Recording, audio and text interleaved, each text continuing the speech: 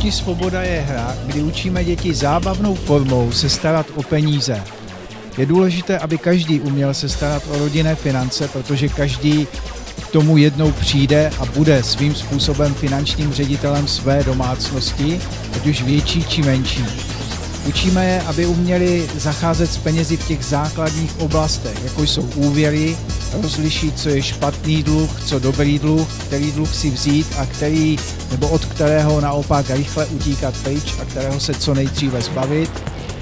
Učíme je v oblasti investic, jak spořit, jaké produkty vybírat tak, aby se jim co nejvíce zhodnotili a pomohli dosáhnout jejich cílů.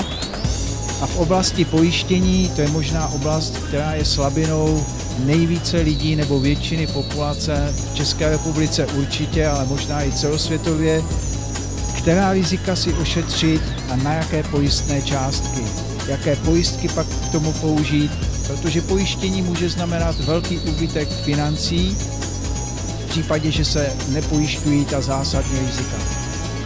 Naučí se správně a dobře a levně pojišťovat a v neposlední řadě se naučí investování z principy wealth managementu, ochrany bohatství, to znamená, ve kterém věku má klient preferovat akcie, ve kterém dluhopisy a ve kterém by měl směřovat už do velmi konzervativní části portfolia.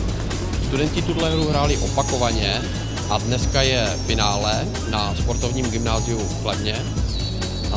A my věříme, že ti vítězové, ale nejenom ti vítězové, ale i ti poražení si tuto dovednost přenesou do reálného života. Určitě jim dala představu o tom, jak mají v životě postupovat, když chtějí získat finanční nezávislost a postupovat, aby se nedostali do špatných dluhů.